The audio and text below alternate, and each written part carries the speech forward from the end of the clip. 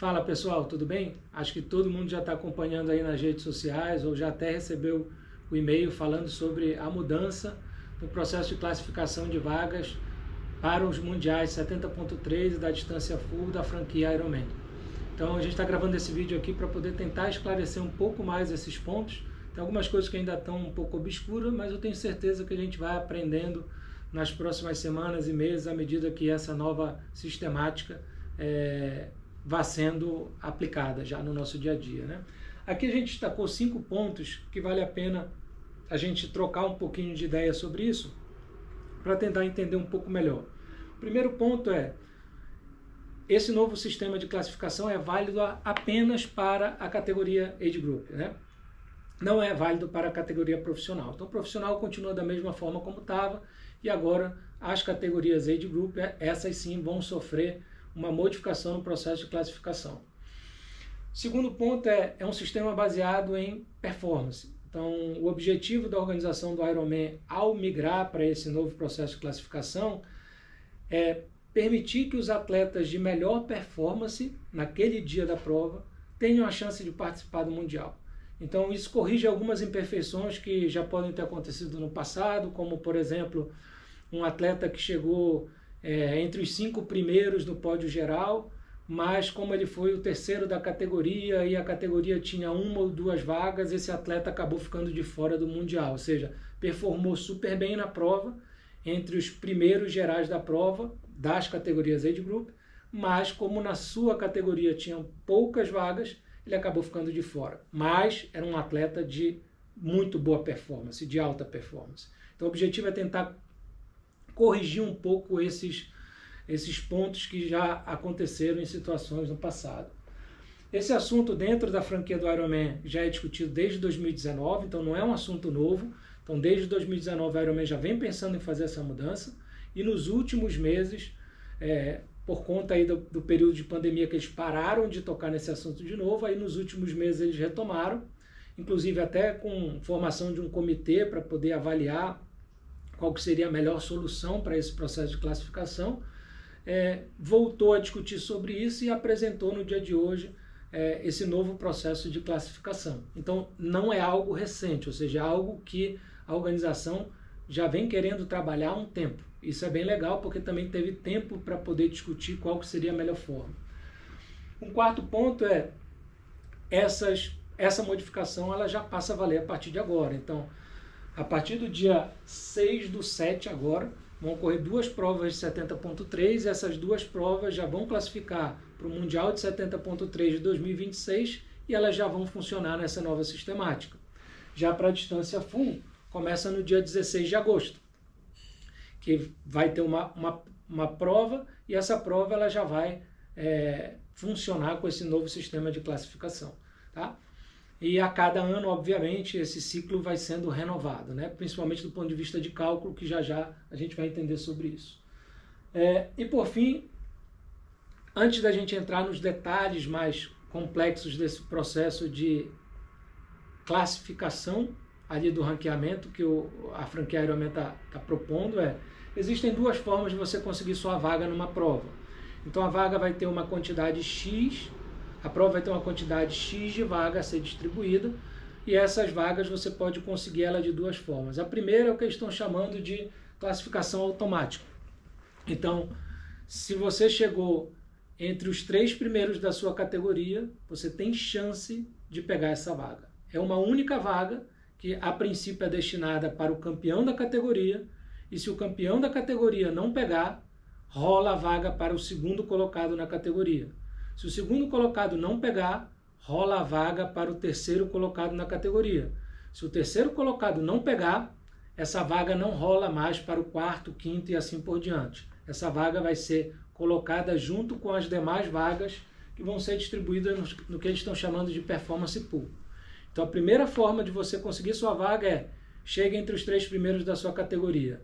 Chegou entre os 3 primeiros, é garantido que a vaga é sua? Não. Se você chegou em primeiro, sim. Mas se você não chegou em primeiro, tem que aguardar a rolagem dessa vaga até a terceira colocação da sua categoria. Tirando essas vagas que seriam destinadas, então, ao primeiro da categoria ou podendo chegar até o terceiro, no processo de rolagem, as demais vagas serão distribuídas pelo processo de performance pool. Então, imagina que ali você tenha, por exemplo, 30 vagas, e essas 30 vagas, elas vão estar à disposição para um ranking que vai ser calculado a cada prova, daqueles atletas que melhores performaram ali na prova. E como esse cálculo vai ser feito? Aí que está a grande complexidade. Eu vou tentar falar aqui rápido, mas no futuro a gente faz vídeos um pouco mais específicos sobre isso para esclarecer o ponto. Cada atleta vai ter o seu tempo final de prova, mas ele também vai ter o seu tempo normalizado ou um tempo padronizado. Então, só como exemplo, se você acabou sua prova com 10 horas, esse é o seu tempo final de prova, mas pode ser que o seu tempo padronizado ou normalizado seja de 9 horas e 30. E é esse tempo padronizado que vai servir para ranquear você dentro desse processo de classificação para pegar a vaga para o Mundial. E como é que funciona esse cálculo desse tempo padrão? O Ironman está pegando, nos últimos 5 anos, a média dos 20% melhores atletas em cada categoria e baseado naquela categoria que foi a mais rápida nesses últimos 5 anos, ela normaliza o tempo de todas as outras baseada nessa. Então o Ironman falou que nos últimos anos a categoria mais rápida, por exemplo, na Full Distance, é a masculina 30-34. Então todas as demais categorias vão ter os seus tempos normalizados para essa categoria 30-34. Então, quem correu na 30-34 masculina, o seu tempo de prova é exatamente o mesmo tempo normalizado. E nas demais categorias, o atleta vai ter o seu tempo de prova e o seu tempo padronizado, que deve ser um tempo menor, exatamente porque essa categoria 30-34 teria sido a mais rápida. Existe uma dinâmica um pouco diferente para a classificação do 73 e para a distância do Full Distance. Para o 73, esse ranking padronizado ele vai seguir entre homens apenas e mulheres, como se fossem 2 rankings, mas para a distância full, que vão concorrer para a Kona, homens e mulheres vão concorrer pela mesma vaga. Então vai ter um único ranking e ali homens e mulheres competindo por aquelas 30 ou 40 vagas que vão ter sobrado, além daquelas que foram para os campeões de cada categoria. Mas vamos então primeiro explorar sobre o Mundial de Full Distance de Kona.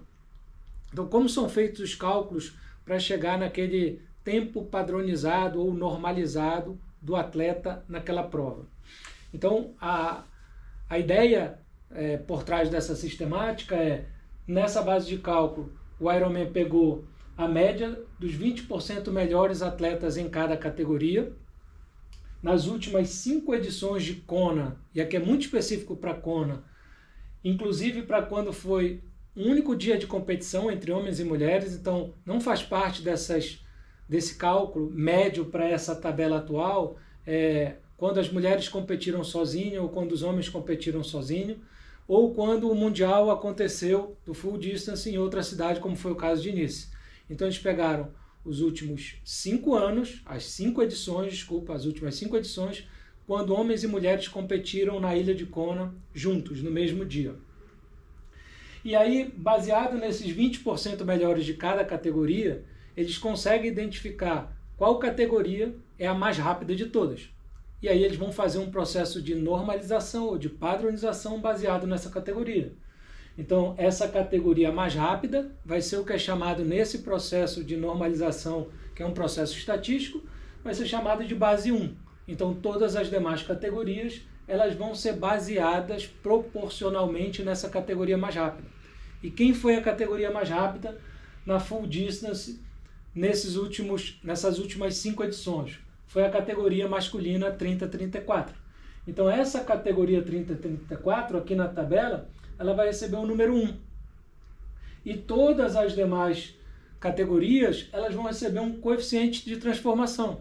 Então, só como exemplo, na categoria masculina, 18-24, o coeficiente de transformação é 0,9698.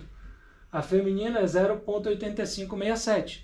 Então, esses coeficientes eles vão ser utilizados para multiplicarem o tempo final do atleta na prova para chegar nesse tempo normalizado. Então, como um exemplo, se eu tiver o atleta 1 e ele fez a prova com 8 horas e 40 minutos, esse foi o finish time dele, e ele estava na categoria 30-34, como ele é a categoria mais rápida, então ele já é a categoria básica, a categoria base 1, o tempo dele vai ser o mesmo, o finish time e o tempo padronizado. Mas se eu pego um atleta 2 que estava competindo na categoria 40-44, que é uma categoria mais lenta do que a 30-34, pelo menos nessas últimas 5 edições, e o tempo dele foi de 8 horas, 50 minutos e 31 segundos, para determinar o seu tempo normalizado, eu vou ter que pegar esse finish time e multiplicar pelo coeficiente dele na tabela. Então, o coeficiente dele na tabela, categoria 40-44, categoria masculina, 0,9683. Então, pegando esse 0,9683 e multiplicando pelo tempo, finish time dele, a gente teria um tempo padronizado de 8 horas e 33 minutos e 42 segundos. É com esse tempo que o atleta vai entrar no ranking geral para poder se posicionar. Então, esse ranking geral para full distance, ele vai ser tanto homens quanto mulheres, e ele vai competir com esse tempo aqui. Então, não importa qual que é a partir de agora a categoria dele, não importa a partir de agora qual que é o gênero dele, se é masculino ou feminino, ele compete com esse tempo.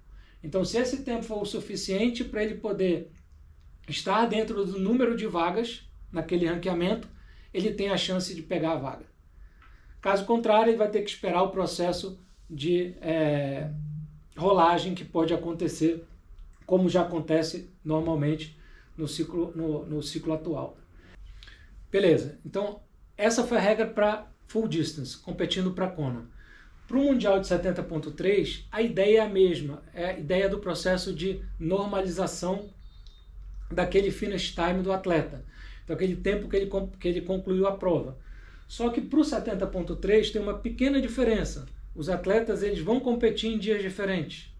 Então, homens têm as suas vagas, mulheres têm as suas vagas. Uma coisa importante, elas serão iguais em quantidade. Então, numa prova de 70.3, se ela distribui 40 vagas para homens, ela vai também distribuir 40 vagas para as mulheres. Então, são números de vagas iguais. E aí eles vão ter cada um dos gêneros o seu ranqueamento para o que eles estão chamando de performance pool. Então, na categoria, a mesma coisa, pegaram os 20 melhores em cada categoria, só que aqui nos últimos 5 anos, então como homens e mulheres sempre competiram em dias diferentes, no 70.3 pegaram os últimos 5 anos, então os rankings são separados por homens e mulheres, pega a categoria mais rápida de homem, pega a categoria mais rápida de mulher. Então, nesses últimos 5 anos, a categoria mais rápida de homem foi a 18-24, e ela vai ser a base 1, e todos os demais homens serão normalizados por ela. E já a categoria feminina mais rápida foi a 25-29, então ela é a base 1, e todas as demais categorias vão ser normalizadas baseada nela. E cada uma dessas outras categorias vai ter o seu coeficiente de transformação. Então, a única diferença do 73 para a distância full é que na distância full, homens e mulheres competem pela mesma vaga, e só pensando em performance pool, tá, gente? Não daquelas do campeão da categoria. E no 70.3, homens competem por vagas masculinas e mulheres competem por vagas femininas. E cada um dos gêneros tem a sua tabela de padronização.